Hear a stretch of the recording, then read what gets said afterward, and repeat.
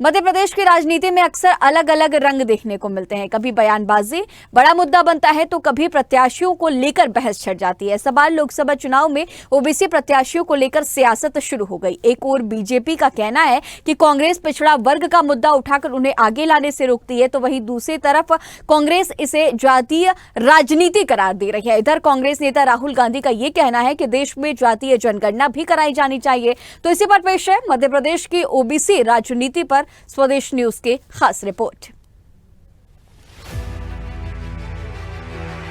मध्य प्रदेश की लगभग 50% से ज्यादा आबादी ओबीसी वर्ग से ही आती है। ओबीसी आरक्षण को लेकर मध्य प्रदेश में लंबी सियासत होती आई है और इसका श्रेय लेने के लिए भाजपा और कांग्रेस दोनों ही दलों के बीच होड़ देखने को मिलती है। कांग्रेस का कहना है कि उनकी सरकार बनी तो जातीय जनगणना कराई जाएगी। दरअसल मध्य प्रदेश में 2018 के विधानसभा चुनाव में कांग्रेस ने ओबीसी आरक्षण के मुद्दे को हवा दी थी। कांग्रेस ने सरकार में आते ही विधानसभा में लोक सेवाओं में अन्य पिछड़ा वर्ग के आरक्षण को 14 से बढ़ाकर 27% करने का विधेयक पारित कराकर व्यवस्था लागू कर दी थी। पर कोर्ट कचहरी में ये मामला ऐसा उलझा कि इसका लाभ अब तक नहीं मिल पाया है। कांग्रेस का दावा है कि एमपी में ओबीसी के साथ हर वर्ग उसके साथ है। देखिए, ओबीसी वोटर निश्चित तौर पर मध्य प्रदेश में बहुत महत्वपूर्ण है और ओबीसी वोटर के लिए काम कांग्रेस की सरकारों में हुआ है। आपने देखा है राहुल जी लगातार ओबीसी की बात कर रहे हैं। बात ओबीसी अकेले की नहीं है। मध्य प्रदेश में जनजाति वर्ग जो है, आदिवासी समाज है, वो भी इन सरकारों में ठगा सा महसूस कर रहा है। एक आदिवासी के ऊपर भारतीय जनता पार्टी का कार्यकर्ता पेशाब कर देता है, कितनी शर्म की बात है। चुनाव आता है तो शाह बंधु याद आ जाते हैं, चुनाव आता है तो टंटिया भील भारतीय जनता पार्टी को याद आ जाते हैं। चुनाव के जाने के बाद आदिवासी दर दर पर मोहताज है, दाने दाने को मोहताज है, जहरीली चप्पलें पहनने को मोहताज है। दलित समाज के साथ क्या नया हो रहा हो मध्य प्रदेश में? भारतीय जनता पार्टी की सरकार में दलित को जीप से बांध के खींचा जा रहा है, उसकी हत्या कर दी जाती है, 10 फीट गहरे गड्ढे में दफन कर दिया जाता है। तो निश्चित तौर पर इनके अधिकार की लड़ाई कांग्रेस लड़ेगी और सरकार में आएगी तो बराबर सम्मान दिया जाएगा। आज ओबीसी समाज कांग्रेस पर विश्वास कर रहा है। आपने देखा 2018 में आदिवासी ओबीसी समाज ने कांग्रेस को वोट दिया, जिसके वजह से हमने सरकार बनाई। आज भी ओबीसी वर्ग हो चाहे आदिवासी वर्ग हो, ठगा सा महसूस कर रहा है। इसलिए भारतीय जनता पार्टी को चिंता हो रही है। इधर ओबीसी पर भाजपा का कहना है कि वो सबका साथ सबका विकास के तहत काम करती है। भाजपा का आरोप है कि कांग्रेस ने आजादी से लेकर अभी तक हर मामले में तुष्टीकरण की राजनीति की है। कांग्रेस की नीति स्पष्ट न होने के कारण ही उनकी दुर्दशा हो रही है, लेकिन भाजपा ने हर वर्ग को आगे बढ़ाया है।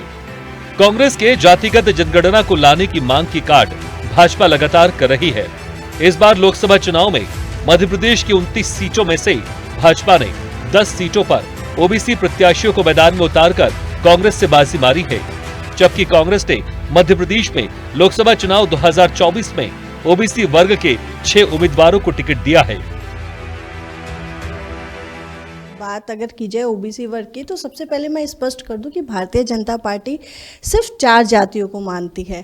पहला महिला, दूसरे युवा, तीसरे गरीब और चौथे जो है किसान। सिर्फ यही 4 जातियां हैं जिन पर भारतीय जनता पार्टी भरोसा करती है। और अब बात करते हैं ओबीसी वर्ग की, तो हाँ, ये बात सच है कि ओबीसी वर्ग जो है वो मध्य प्रदेश में एक अहम भूमिका निभाता है और उसकी भूमिका को ध्यान में रखते हुए भारतीय जनता पार्टी ओबीसी के विकास के लिए हमेशा तत्पर रहती है। और शायद यही वजह है कि इस बार लोकसभा चुनाव में भी भारतीय जनता पार्टी ने अपने 10 उम्मीदवार उतारे हैं जो ओबीसी है। और ओबीसी हितैषी भाजपा सिर्फ वर्तमान में ही नहीं रही। अगर हमारा जो है भूतकाल देखा जाए तो हमने जो है बहुत सारे अपने सीएम दिए, फिर चाहे वो शिवराज जी हों या उनसे पूर्व के 2 सीएम हों, वो ओबीसी रहे हैं। कई सारे जो हमारे पद हैं वो ओबीसी मंत्रियों को दिए गए हैं, ओबीसी प्रत्याशियों को दिए गए हैं। और जो आरक्षण की बात की जाती है उसमें भी भारतीय जनता पार्टी हमेशा अग्रसर रही है। तो ये ओबीसी का जो खेल है, खासतौर से जाति का, उससे भारतीय जनता पार्टी अपने आप को अलग रखती है। वो ना सिर्फ ओबीसी के लिए बल्कि फिर चाहे वो सवर्ण हो या दलित हो या आदिवासी हो, हर किसी वर्ग के लिए काम करने के लिए सदैव आतुर रहती है। और हमारे प्रधानमंत्री जी कहते हैं कि वो दिन रात सिर्फ एक ही व्यक्ति के लिए काम करते हैं जो हिंदुस्तानी है। फिर उसमें 140 करोड़ हमारी भारतीय जनता भी आती है, जिसमें ओबीसी वर्ग भी शामिल है, गरीब भी शामिल है, मुस्लिम भी शामिल है, महिलाएं भी शामिल हैं। देखा जाए तो भारतीय जनता पार्टी अक्सर अपने फैसले से सबको चौंकाती आई है। लोकसभा चुनावों में 10 ओबीसी उम्मीदवारों को टिकट देकर भाजपा ने कांग्रेस के ओबीसी हितैषी के दावे को चैलेंज किया है। मध्य प्रदेश में करीब 50% से अधिक ओबीसी मतदाता हैं, जिन्हें साधने के लिए दोनों ही राजनीतिक पार्टियों ने अपनी अपनी रणनीति तैयार की है। अब ये देखना दिलचस्प होगा कि दोनों के सियासी समीकरण कितने सटीक बैठेंगे। स्वदेश न्यूज के लिए अनिरुद्ध सोननी की रिपोर्ट।